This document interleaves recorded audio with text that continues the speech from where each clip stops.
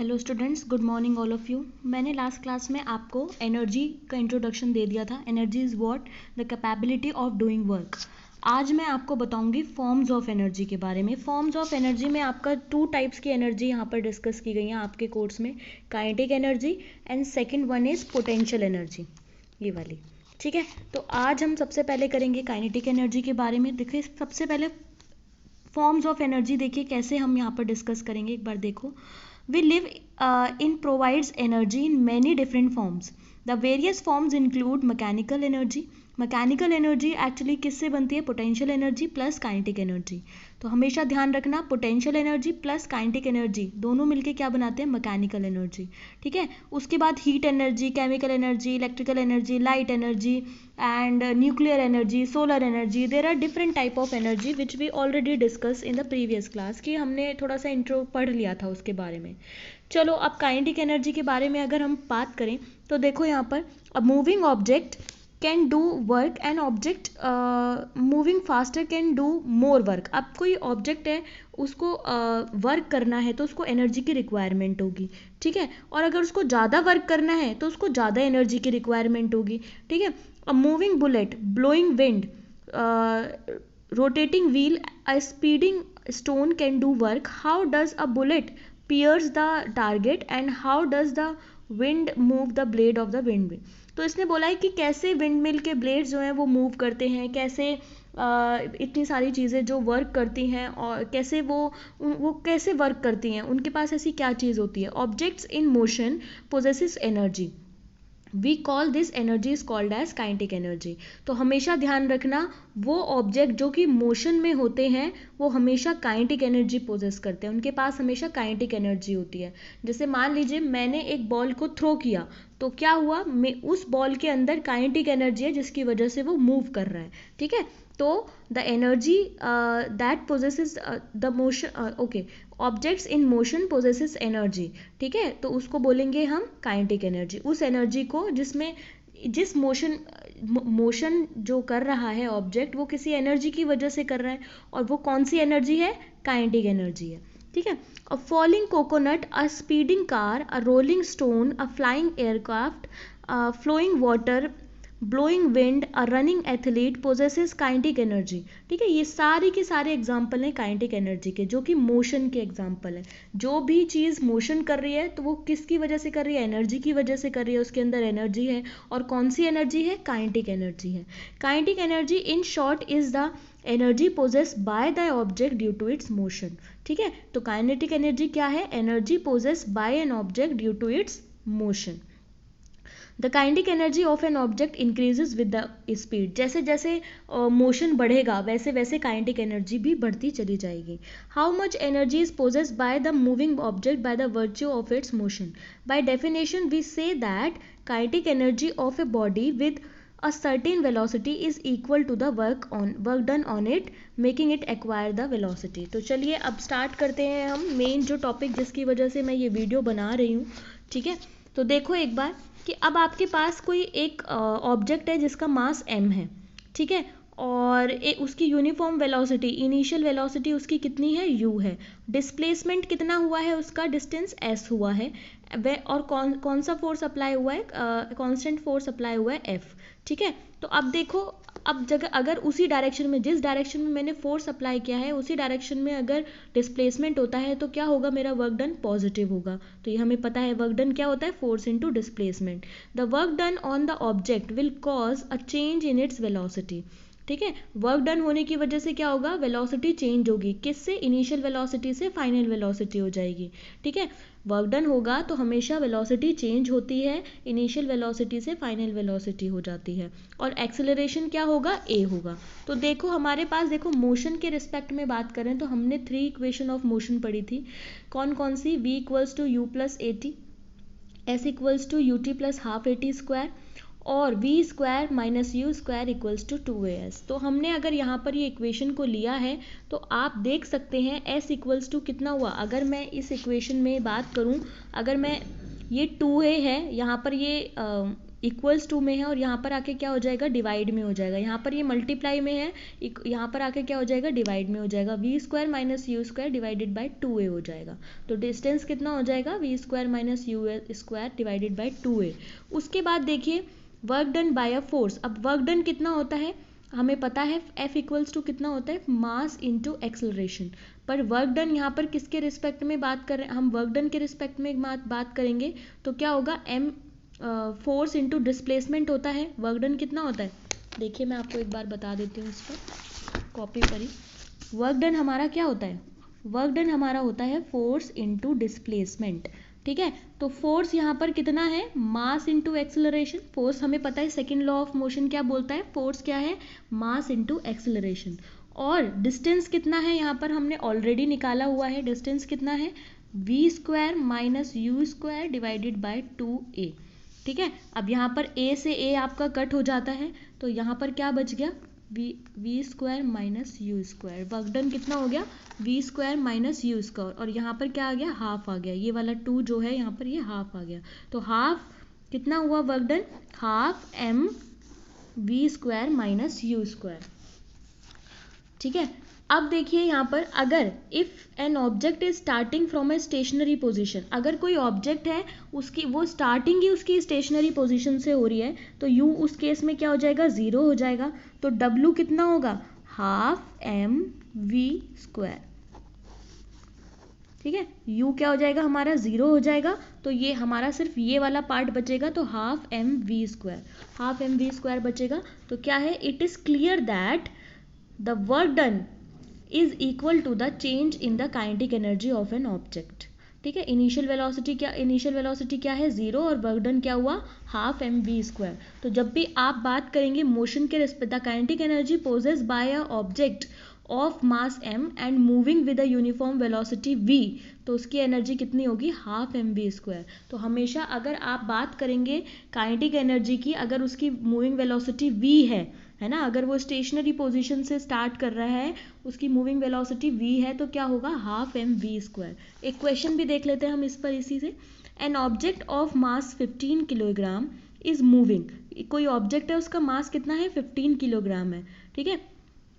तो और उसकी यूनिफॉर्म वेलोसिटी कितनी दी हुई है आपको, 4 मीटर पर सेकेंड। तो यूनिफॉर्म वेलोसिटी दी हुई है यानी कि v दिया हुआ है आपको, तो इनिशियल वेलोसिटी ऑटोमेटिकली 0 हो गई, ठीक है। What is the kinetic energy, kinetic energy क्या होगी, half m v square. m दिया हुआ है, v दिया हुआ है, आप आंसर निकाल सकते हैं इसका, ठीक है। चलिए सेकेंड पार्ट देखिए, इसका सेकेंड क्वेश्चन देखिए, what is the work to be done to increase the velocity of a car from 30 to 60। अब देखिए, अब इसने बोला है कि वर्क डन कितना होगा जब मैं कार की वेलोसिटी इंक्रीज करूं 30 से 60 में, अगर उसका मास कितना हो, 1500 किलोग्राम हो। तो हमारे पास एक फॉर्मूला है, कौन सा फॉर्मूला है, W equals to half m v square minus u square. तो हम ये वाला फॉर्मूला यहाँ पर लगा देंगे, इजीली आंसर आ जाएगा। तो m आपके पास है, इनिशियल वेलोसिटी है, फाइनल वेलोसिटी है। सबसे पहले आप क्या करेंगे, देखो यहाँ पर kg दिया हुआ है, ठीक है। तो सबसे पहले इन्होंने क्या किया हुआ है कि आपको किलोमीटर पर आवर को किस में चेंज करना है, मीटर पर सेकेंड में चेंज करना है। तो आपने मीटर पर सेकेंड में अगर दोनों क्वांटिटी को चेंज किया, 30 और 60 को, तो आप सिंपली क्या करेंगे, अगर किलोमीटर को मीटर में चेंज करना है तो 1000 से मल्टीप्लाई करेंगे, और अगर आवर को सेकंड्स में चेंज करना है तो डिवाइड करेंगे, किससे, पर आवर है ना ये, तो इसीलिए हमने क्या करा है, डिवाइड किया है। किससे करेंगे, 60 मल्टीप्लाई 60, 60 मिनट, 1 आवर में 60 मिनट होते हैं और 1 मिनट में 60 सेकेंड्स होते हैं, ठीक है।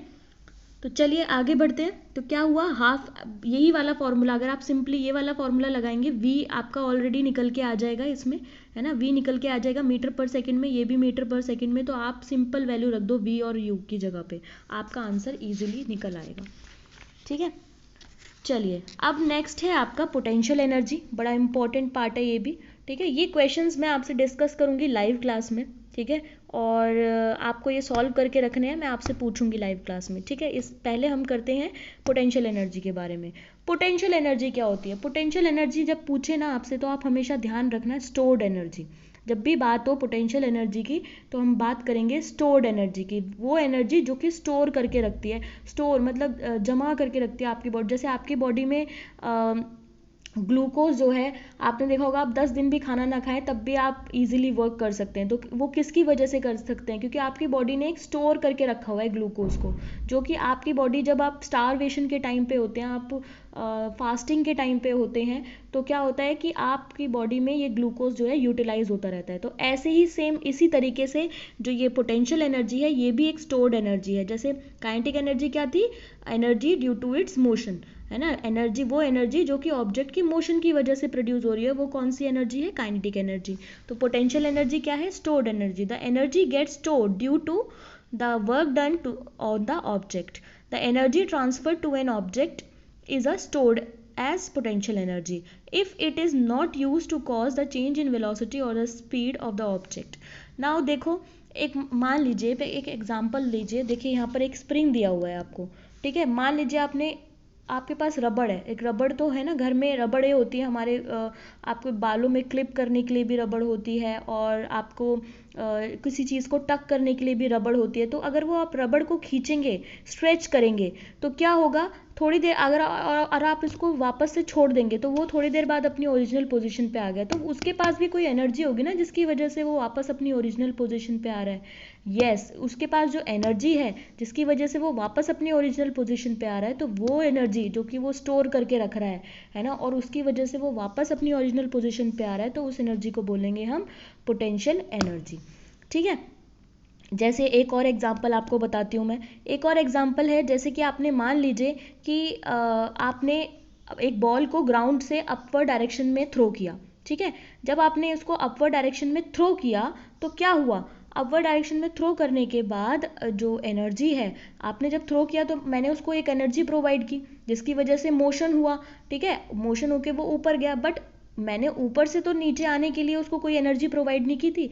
उसके पास एनर्जी स्टोर्ड हो गई। जैसे जैसे वो ऊपर जा रहा था ना, बॉल जैसे जैसे ऊपर जा रही थी अपवर्ड डायरेक्शन में, वैसे वैसे वो एक एनर्जी स्टोर कर रही थी, और वो स्टोर्ड एनर्जी को उसने यूटिलाइज किया ऊपर से नीचे आने में। तो वो एनर्जी होगी आपकी पोटेंशियल एनर्जी। तो देखिए, चलिए, पोटेंशियल एनर्जी का भी एक डेरिवेशन है, यहाँ पर दी हुई है आपको, ठीक है। बड़ी इंपॉर्टेंट है ये भी, बहुत ज़्यादा इस पे क्वेश्चंस भी बहुत ज़्यादा आते हैं। तो देखो एक बार, an object increases its energy when raised through a height. This is because the work done on it against gravity while it is being raised. The energy present in such object is called as gravitational potential energy. ठीक है। जब आपकी कोई object आपने throw किया upward direction में, वो जो नीचे आया, वो किसकी वजह से आया? ग्रेविटेशनल पोटेंशियल एनर्जी, क्योंकि उसके अंदर एक स्टोर्ड एनर्जी थी। वो कौन सी थी? पोटेंशियल एनर्जी, जिसकी वजह से वो नीचे आया। और वो आया किसकी वजह से है? Due to gravity. ग्रेविटी की वजह से आया, तो उसको बोलेंगे हम ग्रेविटेशनल पोटेंशियल एनर्जी।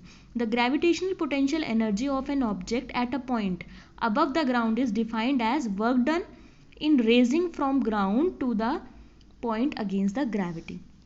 तो देखिए एक बार, ये इसकी डेरिवेशन है एक, ध्यान से देखिए।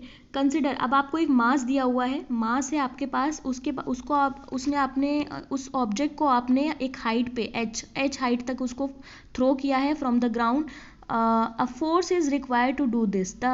आपको एक फोर्स की जरूरत पड़ेगी। The minimum force required to raise the object is equal to the weight of the object. आपकी जितना, देखो, कोई चीज़ जितनी भारी होगी उतना ही मुझे ताकत लगानी पड़ेगी उसको थ्रो करने के लिए, ठीक है। तो ये कि जो भी फोर्स होगा वो किसके इक्वल होगा? वेट के इक्वल होगा, है ना।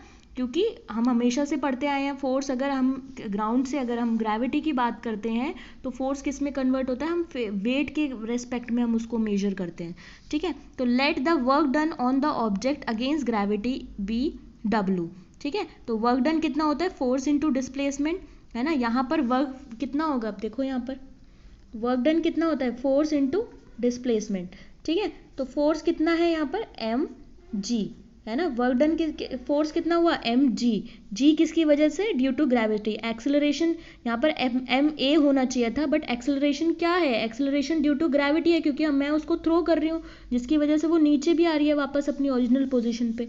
तो ये क्या हुआ? s एज इट इज रहा, ठीक है। तो s जब एज इट इज रहेगा तो क्या होगा? w कितना हो जाएगा? w equals to mg h, क्योंकि डिस्टेंस कितना है? h है। अभी हमने पढ़ा यहाँ पर डिस्टेंस कितना है? h है। तो कितना होगा आंसर? mgh। ये इसका पोटेंशियल एनर्जी का आंसर होगा। ठीक है, तो देखो एक बार पोटेंशियल एनर्जी हम किस में, देखो since work done on an object is equal to mgh, the energy equal to mgh units is gained by the object and this is the potential energy of the object. ठीक है, तो ये होगी इसकी पोटेंशियल एनर्जी। तो चलिए आगे बढ़ते हैं क्वेश्चन की तरफ। क्वेश्चन देखते हैं एक बार हम, है ना। Find the energy possessed by the object, mass कितना है 10 किलोग्राम है, और आपको हाइट दी हुई है 6 और ग्रेविटी दी हुई, एक्सेलरेशन ड्यू टू ग्रेविटी 9.8 दिया हुआ है। तो कितना होगा, आप सिंपली फॉर्मूला लगा दो mgh करके, आपको आंसर आ जाएगा। ठीक है, तो यही था।